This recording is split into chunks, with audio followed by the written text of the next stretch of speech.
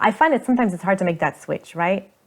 Meaning you're out there and you're doing these incredible chesed and you feel so good about yourself. You know, people are saying thank you to you, and maybe you're making a meal for somebody else, or maybe you're making somebody smile. You're out there, you're doing, and you're getting all this recognition, and people are like saying, wow, she's amazing. And then you come home and you're like cleaning up maybe, or you're just being, or you're trying very hard to just be the best that you can be, which is sometimes not so easy to be. And you're just like going about your daily business.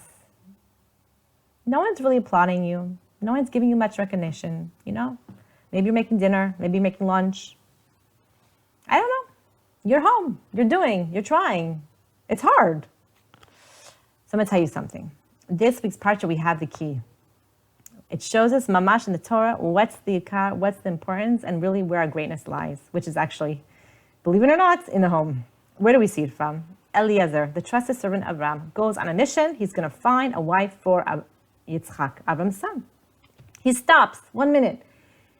Closes his eyes, maybe. I don't know, I'm being dramatic. And he davens and he says, Hashem, let me find a wife for Yitzchak. And who's this wife going to be? What's his determining factor that he wants? He's davening for? That she should give me water and water to the camels. He closes his mouth after davening this. The next second comes Rivka Yemenu with the water, the jug. We know the story. She's not even just giving him the water. She's like working very, very fast. She gives water to the animals, the camels. He says, this is the one, this incredible Ba'alat Chesed, this woman of kindness. He brings her home to Yitzchak. Like, he brings her to Yitzchak. He doesn't say he brings her home. He brings her to Yitzchak.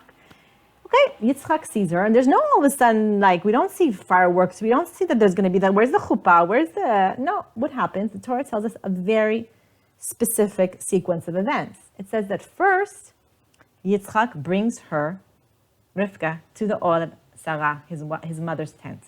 He brings her first inside the home. Then he marries her. She becomes his wife, and then he loves her. And he also feels consolation after his mother's death. There's a very important seder here. There's a very important order. It doesn't say first he marries her, then he brings her home to his home. It says first he brings her inside. The Malbim brings, what is he doing by doing this? Yitzchak was observing Rivka. He wanted to see what kind of woman she really is. Because you see, our true test of how we really are, it's not on the outside when everyone's applauding us and look at this woman. She's so quick feeding the camels. How is this woman in her home? Look at all the chesed she's doing day in and day out, night and day for her home, for her family. Chesed in the home. It's a huge, important lesson. Something that, you know, even if you're not getting the recognition out there, you must give the recognition inside and to know, look at how much the Torah values what a woman does in her home. Bezrat Hashem. Shabbat Shalom.